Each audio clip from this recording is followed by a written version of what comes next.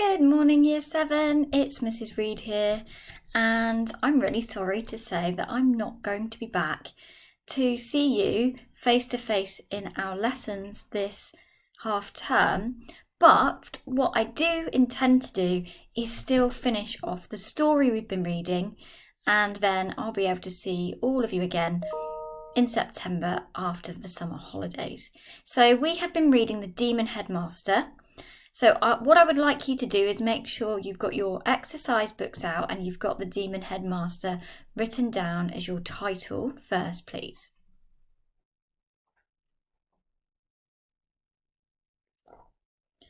Okay, your first task today then is to give a summary of the story that we have read so far. So you want to talk to somebody on your row, maybe somebody just behind you. You can even tell the teacher. And I'd like you to use the pictures on the screen to help you to tell the story so far. So we've got Dina, Lloyd and Harvey's new house. We have the strange and mysterious BRC building. We have the hospital. So you might want to think about what happens and who ends up in the hospital. And finally, we have the egg and the DNA. So what was it that was happening in the BRC building? Okay, so you've got a few minutes here, let's say 2 minutes. We'll pause the video and I want you to tell the story, everything you know. Off you go.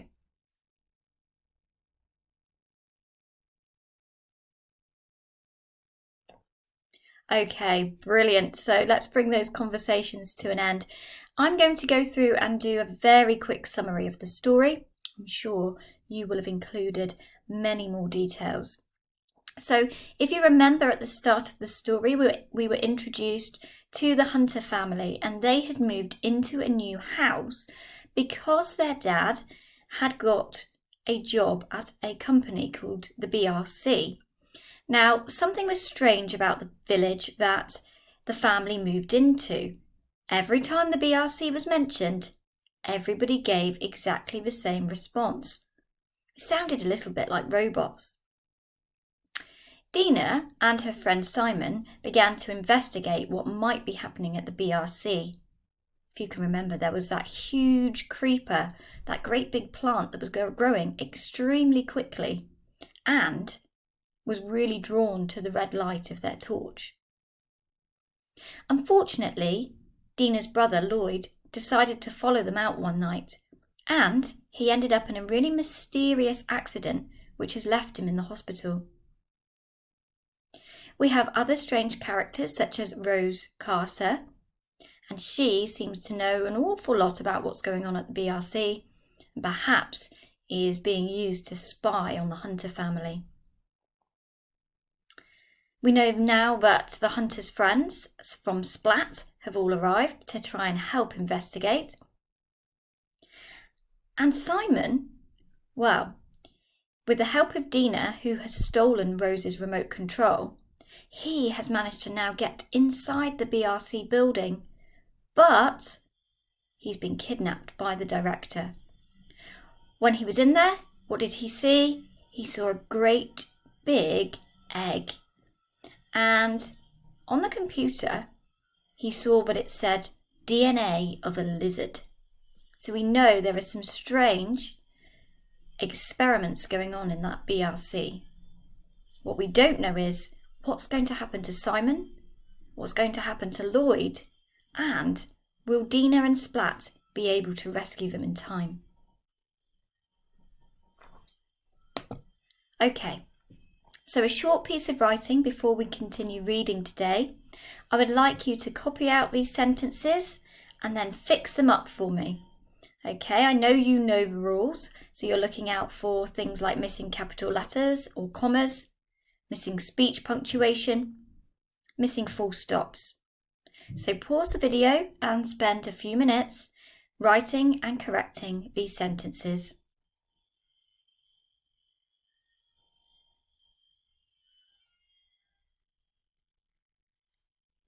Okay, so if you can hear me again now, that means we are ready to mark our answers. So we're going to check and correct. Okay, sentence 1, it says, when Simon used the remote control, the secret doorway opened. Okay, so I had missed a capital S for Simon, so make sure that you have corrected that, please. I'd missed out a comma after control, and that's there because the sentence begins with a part that tells when. So make sure you fix those up and give yourself a tick.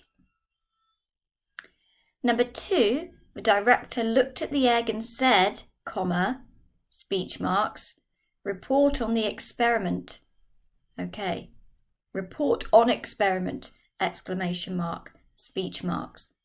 So we can see here we're allowed to leave the capital letter here for the director because that's his job title. It's a proper noun. But we must include the correct speech punctuation. So give yourself a tick once you're done. And finally, we have on the screen the words DNA of lizard could be seen.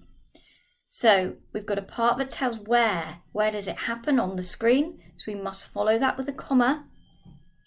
And I'd forgotten my full stop at the end. So hopefully you found that and you fixed it up. And when you're done, give yourself a tick and a mark out of 3.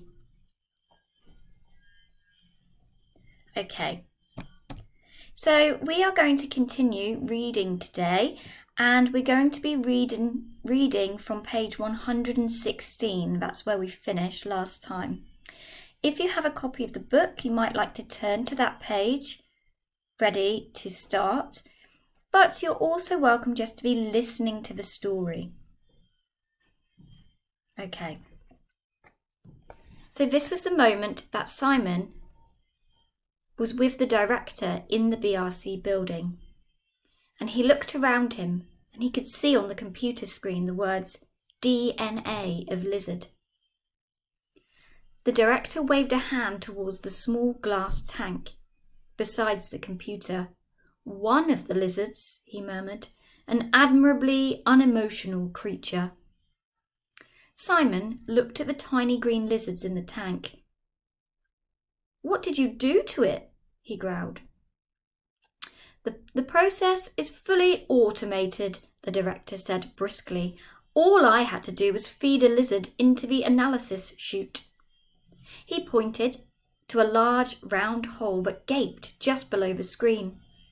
The chute, he said, was designed to cope with any living organism, except, he said with a dry smile, except perhaps an elephant. Simon shuddered. You mean you killed it? The director looked scornful. That is a ridiculously emotional word. The lizard's DNA has been recorded. I can reproduce that individual lizard whenever I choose. But, better than that, I can improve on it. He turned his back to the screen just as it divided into 2 windows. In the first was the lizard's DNA spinning as before. In the second, another double helix appeared. DNA of Dina Hunter, said the letters underneath. Simon swallowed. The cheek smear, he said softly. His voice seemed to stick in his throat. Exactly, the director smiled. Why do you think I brought the Hunters here? I needed Dina Hunter's DNA because it includes genes for outstanding intelligence. Unfortunately, in Dina herself, those genes are combined with others that produce wasteful emotions and feelings. Simon couldn't speak. He stared at the 2 spinning shapes as if he were in a trance. Imagine how much better the human race would be, the director crooned, if it combined both sets of genes, Dina's intelligence, the lizard's lack of emotion. He turned back to the screen. Here is what we did with our DNA samples in this laboratory. On the screen appeared DNA spirals. They were unzipping so that each one made 2 separate strands.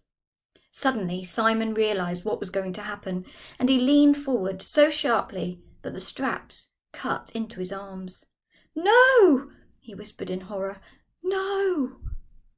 But he couldn't stop what was happening on the screen. The division between the two windows dissolved and the broken strands of DNA floated together. Chapter 12. Telephone Treachery. Dina ran all the way home and flung open the kitchen door. "Hello," said Rose. She was sitting in a chair, staring at the door, waiting. Dina scowled at her. "I don't want to talk to you." "There's no one else to talk to," Rose said smoothly. "They've all gone out." "What do you mean? Where are they?" "What would you—" "You would know that," Rose purred, "if you hadn't run off when the telephone rang. But I can see why you wanted to get away. The others aren't really your kind of people, are they? Too stupid." "You're the one who's stupid," Dina said. "They're my friends. Where have they gone?" Rose looked her straight in the eye. "I don't know." It was a lie. Dina knew it was a lie. She was wondering how to make Rose tell her the truth when the telephone rang again.